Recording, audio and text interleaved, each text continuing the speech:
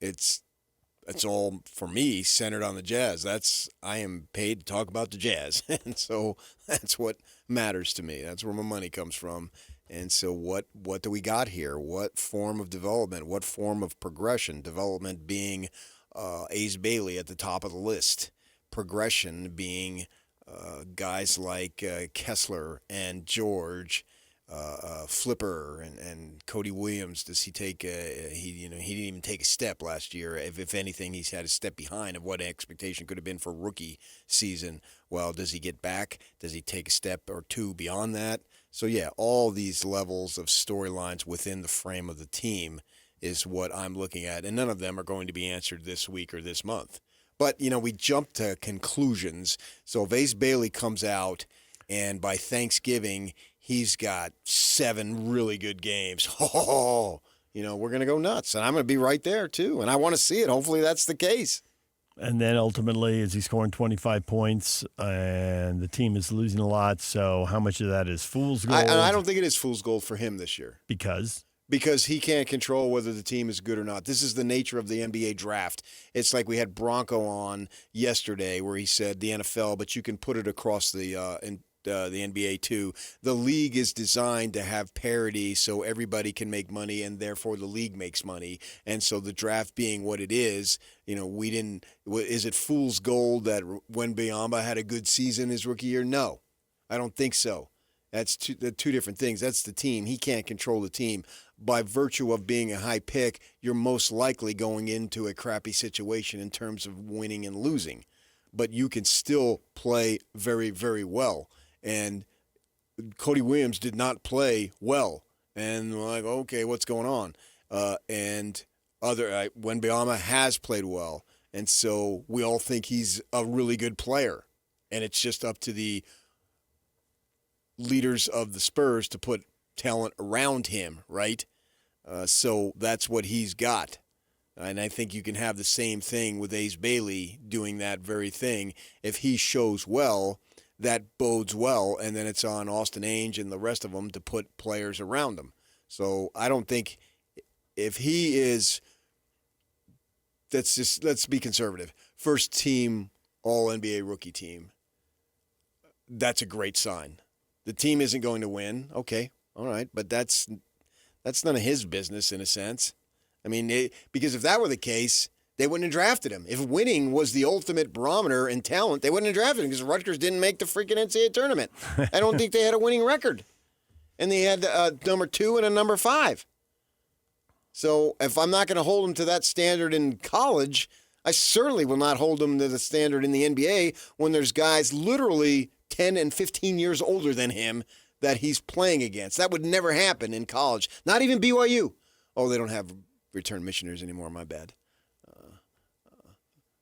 But you get the point. Have we seen the last of the 26-year-old BYU basketball player? There's got to be one out there somewhere, PK. There's a chance for a couple, to your point, but not to the same level. They're not going to have 4 of them. Yeah. They're not going to have some senior class of 24-year-old, 25-year-old. It's not going to happen. Wasn't Trevin Nell 26? There's going to be one Trevin Nell, but then the rest of the guys Okay, are but going to you're be talking 18 about and this year, 19. but I'm talking about going forward. There will be a chance for it.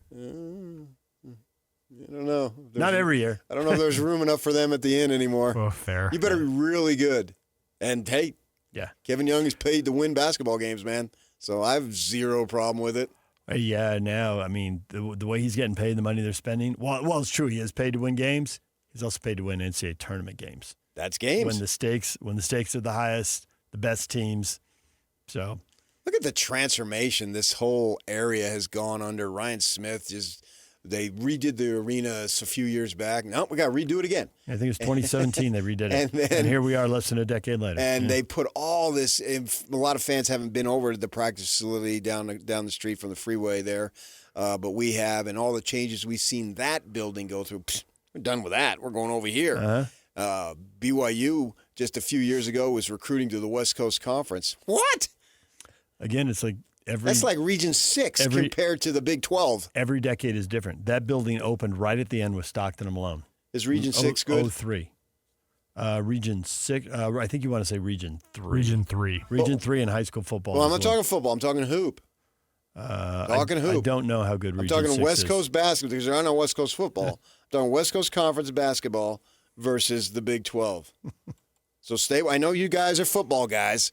I'm the only basketball guy here on this show. We got football guys littered all over the place. I'm the basketball guy. So I'm talking about hoops. Follow along here.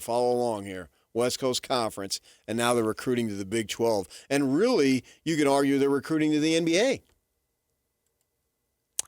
There's an argument for that. Yeah, right. I mean, I read Spam magazine there where it showed, AJ's father. I'm going to BYU. They got NBA. I mean, Kevin Durant, Chris Paul, Devin Booker, George Mikan. I mean, Kevin Young has coached them all. Hold on to Region 6 for basketball. Okay. Yeah. Yeah.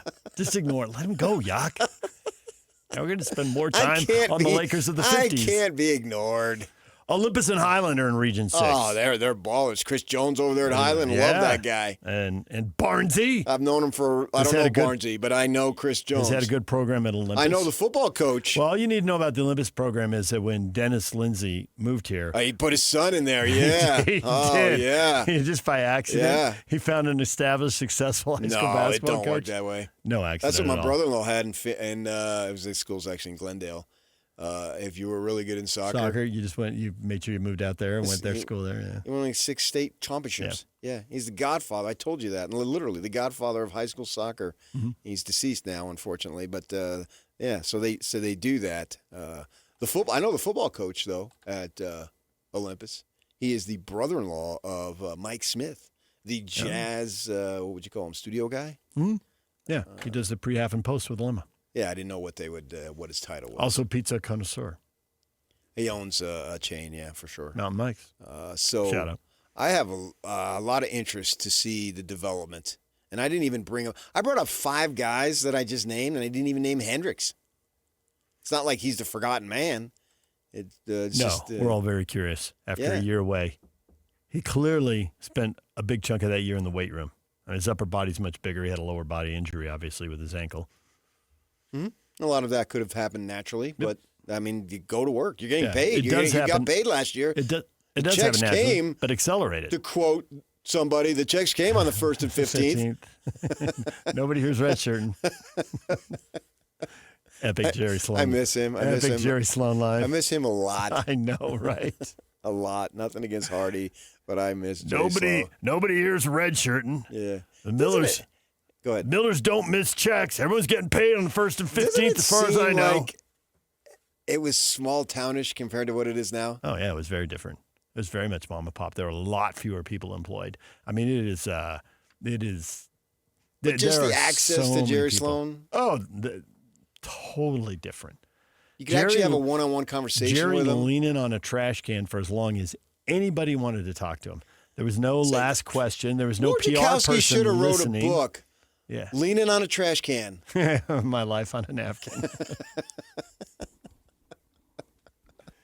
He hugged Majerus after they beat Carolina. And there I was in the tunnel standing right next to Gino with my arms extended, and I got nothing. Yeah.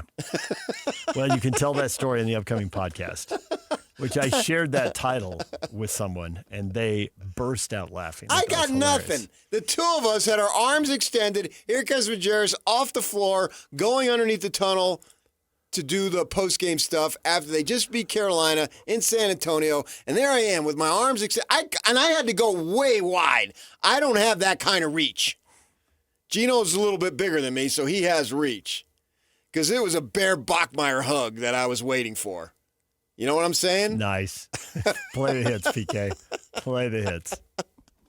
And he just zoomed right past me. Yeah. He might as well have been Jazz PR. Hey-oh! When it comes to me.